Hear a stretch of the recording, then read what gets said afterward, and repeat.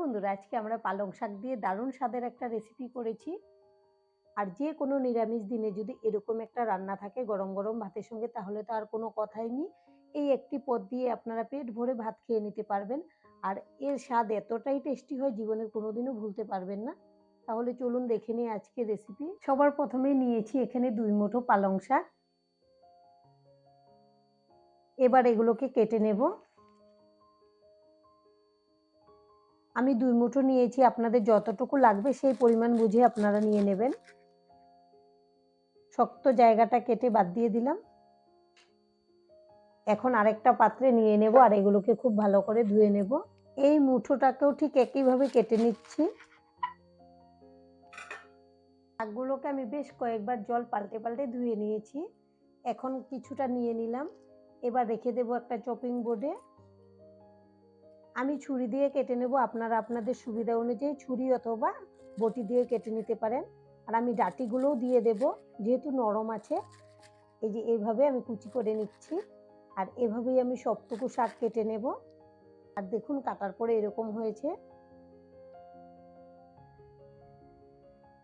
এবার দিয়ে দেব স্বাদ অনুযায়ী লবণ।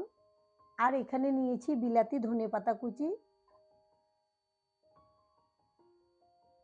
আর নিয়েছি কাঁচা লঙ্কা কুচি। ঝালটা আপনারা যেরকম খেতে পছন্দ করেন সেই আন্দাজ করে কম বেশি করে নিয়ে নেবেন। আর দিয়ে দেব আদা কুচি। যেহেতু আমরা রান্নাটা নিরামিষভাবে করব, সেজন্য কিন্তু এখানে আমি রসুনের ব্যবহার করছি না।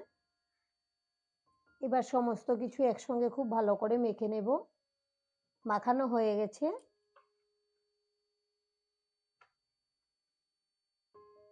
এখন এটা রেস্টে রাখবো 10 মিনিটের জন্য, ততক্ষণে বাকি কাজগুলো করে নেব। গ্রেভির জন্য একটা পেস্ট বানিয়ে নেব। তার জন্য নিয়েছি এখানে টমেটো।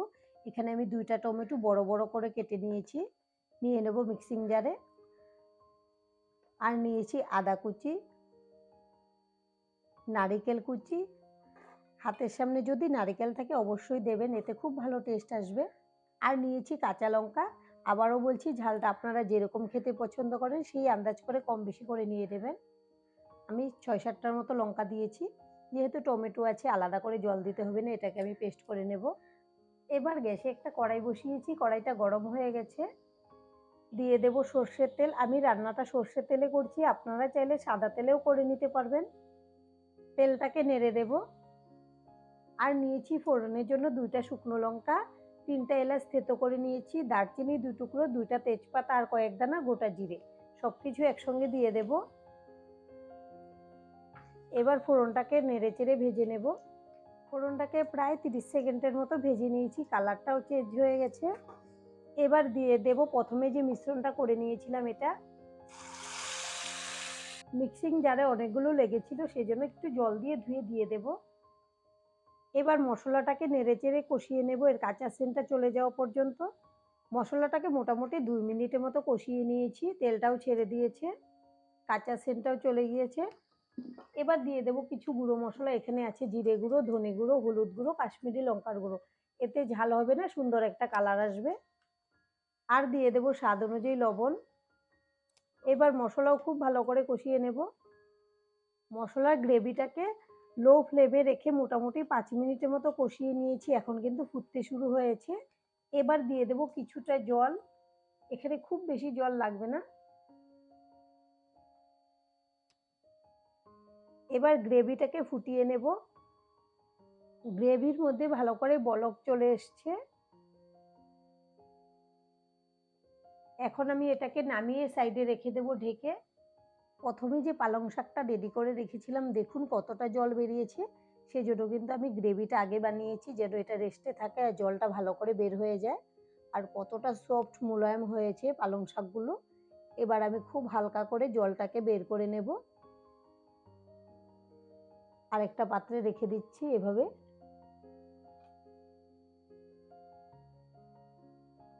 দেখুন সবটুকু চিপার পরে কতটুকু জল বেরিয়েছে। এই জলটা সহ কিন্তু রেসিপিটা একদমই ভালো হবে না।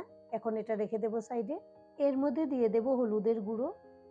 লবণ তো প্রথমেই দিয়ে রেখেছি, এখন আর দিতে হবে না। আর এখানে নিয়েছি আমি বেশ কিছুটা বেসন। বেসনটাকে আগে থেকে চেলে নিয়েছি। এখান থেকে যতটুকু লাগবে আমি নিয়ে নেব।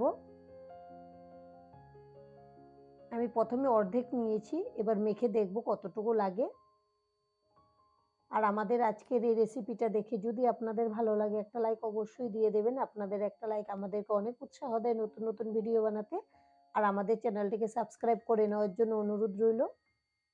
আপনারা চাইলে এখানে চালের গুঁড়িও দিতে পারেন বেসনের পরিবর্তে, যেটা ভালো লাগে দিয়ে দেবেন। আমাদের মাখানোটা হয়ে গেছে। আর দেখুন আমি যতটুকু বেসন নিয়েছিলাম সবটুকুই কিন্তু লেগে গিয়েছে। এবার শেপ দেব। প্রথমে অল্প একটু নিয়ে নিচ্ছি, এই যে এতটুকু নিয়ে নিলাম।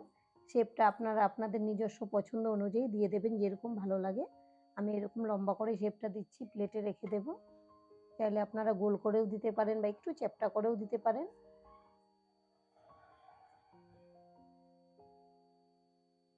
এই যে আরেকটা রেডি করে নিলাম, আর এইভাবে আমি সবগুলো শেপ দিয়ে নেব। এবার গ্যাসে একটা কড়াই বসিয়েছি, কড়াইটা গরম করে নিয়েছি ভালো করে। এখন দিয়ে দেব সর্ষের তেল। আমি রান্নাটা সর্ষের তেলেই করছি পুরোপুরিভাবে। তেলটাকে নেড়ে দেব।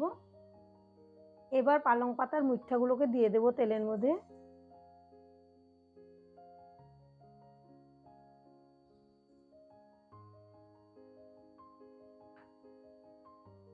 আমি একবারে 3টা করে দিয়েছি। আপনারা চাইলে যদি বড় কড়াইতে ভাজেন তাহলে বেশি করেও একসঙ্গে দিতে পারেন। একটু কড়াইটা ধরে নেড়ে দিচ্ছি, তাহলে সব দিক থেকে তেলটা লাগবে। এবার এগুলোকে উল্টে পাল্টে ভেজে সব দিক থেকে যেন খুব সুন্দর করে ভাজাটা হয়ে যায়। আর গ্যাসের ফ্লেমটা আমি লো টু মিডিয়ামে রেখেছি। যদি হাইতে রাখা যায় তখন কিন্তু উপর থেকে কালার চলে আসবে আর ভেতর থেকে কাঁচা থেকে যাবে। আমি সব দিক থেকে ঘুরিয়ে ফিরিয়ে বেশ কিছুটা সময় লাগিয়ে ভেজে নিয়েছি। দেখুন সব দিক থেকে খুব সুন্দর করে ভাজাটা হয়ে গেছে। এখন এগুলোকে তুলে নেব। আর এভাবে আমি বাদ বাকিগুলোকেও ভেজে নেব। এই যে দেখুন সুন্দর মচমচে হয়েছে। আমাদের সবগুলো পালং পাতার মুঠটা ভাজা হয়ে গেছে। আর দেখুন ভাজার পরে কত সুন্দর মুচমুচে হয়েছে আর দেখতেও কত সুন্দর লাগছে। এবার আমি ঢাকনাটা খুলে নেব। দিয়ে দিচ্ছি গ্রেভির মধ্যে। আর আমি সবটুকু দেব না, কয়েকটা রেখে দেব শুধু শুধু খাওয়ার জন্য। এমনিতেও খেতে কিন্তু ভীষণ ভালো লাগে। এই কয়েকটা রেখে দিলাম। এবার দিয়ে দেব সামান্য চিনি। আপনারা যদি রান্নাতে মিষ্টি পছন্দ করেন, মানে চিনিটা দিতে পছন্দ করেন, দেবেন, খুবই ভালো লাগে। আর অল্প একটু দিয়ে দেব ঘি, যেহেতু নিরামিষ রান্না ঘিটা দিলে সেন্টটা খুব ভালো হবে। এইভাবে আপনারা যে কোনো নিরামিষ দিনে এই রান্নাটা করে খাবেন, আশা করছি আপনাদের ভীষণ ভালো লাগবে।